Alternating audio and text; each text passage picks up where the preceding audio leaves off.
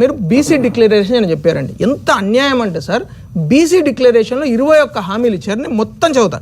కులగణన వేసి 6 నెలల లోపే బీసీ రిజర్వేషన్లు పెంచుతా ఉన్నారు. కొత్త స్థానిక ఎన్నికల్లో 23 నుంచి 42% పెంచుతా ఉన్నారు.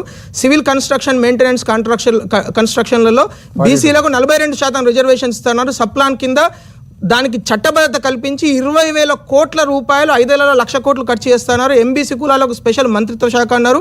బీసీ కులాల సమగ్రాభివృద్ధికి కార్పొరేషన్లు 10 లక్షల వరకు పూచికత్తు లేని రుణాలు, అన్ని జిల్లా కేంద్రాలలో 50 కోట్లతో కన్వెన్షన్ హాళ్లు, ప్రెస్ క్లబ్లు, స్టడీ సర్కిళ్లు, లైబ్రరీలు, విద్యలో బీసీలకు కొత్త గురుకులాలు, నవోదయ విద్యాలయాల ఈక్వలెంట్ డిగ్రీ కళాశాలలు గురుకులాలు, 3 లక్షల కంటే తక్కువ ఆదాయం ఉన్న బీసీ కుటుంబాల యువతకు ర్యాంకుతో సంబంధం లేకుండా 100% ఫీజు రీయింబర్స్మెంట్, వృత్తి బజార్ల ఏర్పాటు, 50 షాపింగ్ కాంప్లెక్స్ల ఏర్పాటు, గీత కార్మికుల వాదిగా మిగతా బీసీ కార్పొరేషన్లు, ఫెడరేషన్ల ద్వారా 10 లక్షల ఆర్థిక సాయం, ముదిరాజులకు బీసీడీ నుంచి బీసీఏ, గంగపుత్రులకు మత్స్యకార హక్కుల కోసం బోర్డు, గొల్ల కుర్మలకు 100 రోజులలోనే రెండవ విడత గొర్రెల పంపిణీ, గౌడ్లకు 15 నుంచి 25% రిజర్వేషన్ మద్యం షాపులలో పెంపు, తర్వాత జనగాం జిల్లాకు సర్దార్ సర్వాయి పాపన్న గౌడ్ జనగాం జిల్లాగా పేరు మార్పు, మున్నూరు కాపు యువతకు పారిశ్రామికవేత్తలు, పద్మశాలి జగిత్యాల, నారాయణపేట, భువనగిరిలో మెగా పవర్లూమ్ క్లస్టర్లు, పద్మశాలిలకు పవర్లూమ్స్ పరికరాలపై 90% సబ్సిడీ,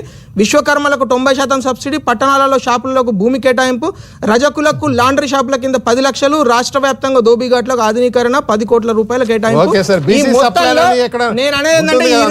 నేను ఛాలెంజ్ చేసి చెప్తున్నా, ఈ 21 హామీలలో ఒక్కటి కూడా అమలు చేయకుండా బీసీ ద్రోహిగా రేవంత్ రెడ్డి గారు నిలబడ్డారా లేదా?